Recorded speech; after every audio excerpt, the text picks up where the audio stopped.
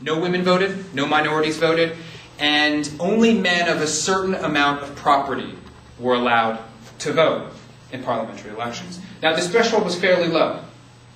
Nonetheless, large portions of the population were disenfranchised. In my calculation, less than 10% of adult men were allowed to vote in 1800 in Britain. Many of these votes were held by landowners and estate owners who used them to their own advantage and to try to extend their own political power. While women could have fairly prominent roles even in political life, this was almost always the exception, and it was exceedingly rare. Very powerful women could be in positions of political prominence, not occupy actual official positions, but could be arbiters, let's say, of political power. But that came with a lot of risks. Not the rule by any means. And this is because by 1800, men and women's roles had really crystallized into what we now call separate spheres. And this is an argument that men and women by 1800 have. Men operate in public. Women operate in private. This is not thought, and it's called separate spheres for a reason, this is not thought to have always been the case in Britain. Particularly when Britain was even more of an agrarian or an agricultural society. Women had as prominent roles, so the theory goes, as men did. And among lower classes, even into the 19th century, this might have been the case as well. And that's because surviving in 18th and 19th century Britain almost necessitated for lower class families full employment. Women had to work. Children had to work too. Child labor was very common. The idea that you sort of have a childhood, that you sort of grow up and develop, that you play with your friends and maybe even go off to college, a liberal arts college, and think about what you want to do. For vast portions of the children in Britain, this is just not an operative idea. You work to survive, and you work to help your family to survive. Children were apprenticed at a very young age, or could be apprenticed at a very young age to a trade, even as young as 7 or 8. Travel was exceedingly difficult compared to our standards now. To travel from Newcastle in northern England to London, a trip of about 280 miles, could take about 8 or 9 days of constant travel in a coach. That's a trip that takes about 4 hours now on a train. So you can get some sense of just how distant and large the nation could feel, and in particular a way in which it's not right now.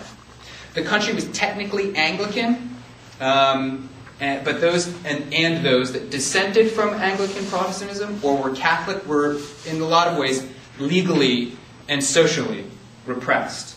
In 1780, there were a series of very violent riots called the Gordon Riots, in which hundreds of people died in London simply because someone had proposed that Catholics shouldn't have the same degree, that they should relax the legal restrictions on Catholics who weren't allowed to vote, often had restrictions on how much property they could own, and well into the 18th century weren't even allowed to live within 10 miles of London.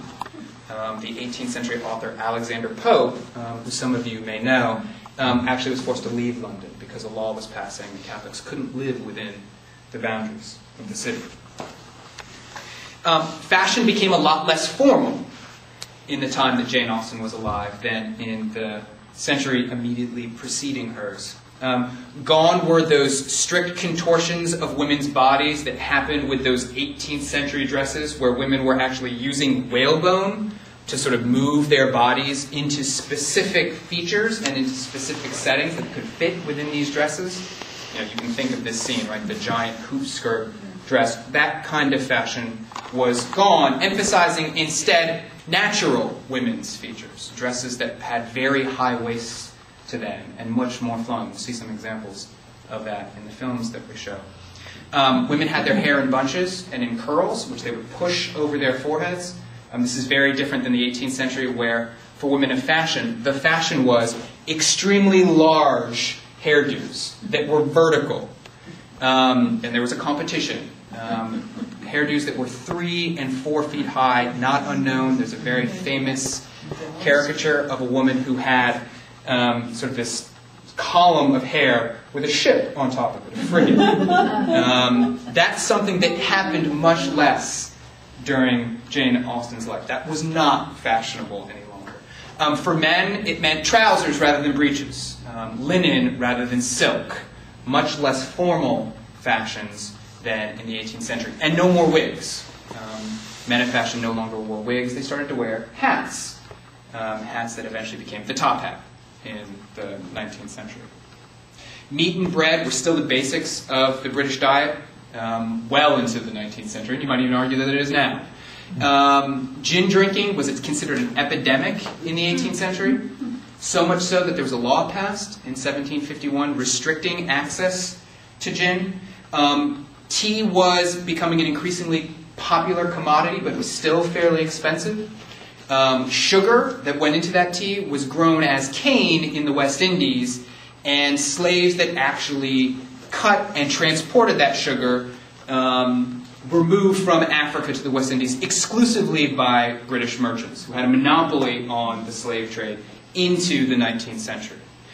Slaves that came from Africa to the West Indies had a life expectancy of less than 2 years by the time they showed up there, because the labor was so incredibly brutal. The slave trade wasn't actually banned by the British until 1807, so during Jane Austen's lifetime. So we get some sense then, just from what I've described, of how different life could be in late 18th and early 19th century, very different than life in 21st century Massachusetts. And I think this even extends to what I'm going to focus on now for the remainder of this talk and with the clips. That thing that we might identify most at first glance with Austen's writing, and that's romance and marriage, the two things that we often think of as the topic of Austen's novels. Now, marriage is an incredibly important part of Austen's writing, in no small part because marriage is actually an essential thing for gentry and upper-class women in the late 18th and early 19th century. As many of Austen's characters show, marriage is a crucial economic union. I'm going to talk about the economics of marriage for a little bit right now, because upper-class women depended on marriage for their continued survival. I think what Austen writes about Charlotte Lucas, at one point, I'll just sort of read it, because I just find it consistently to be so funny. This is Charlotte Lucas, a character from Pride and Prejudice. What she says about marriage might best sum up what this is. The narrator says that Charlotte, without thinking highly, either of men or of matrimony, knew that marriage had always been her object. It was the only honorable provision for well-educated young women of small fortune, and however uncertain of giving happiness, must be their pleasantest preservative from want. I think Charlotte's ideas about marriage give us some sense of just how important this economic union is. And that's because marriage really was essential. The idea that you went out and got a job, that you could earn a wage, that just is not an idea that existed for women of this particular class. That just wasn't an option. So that sort of economic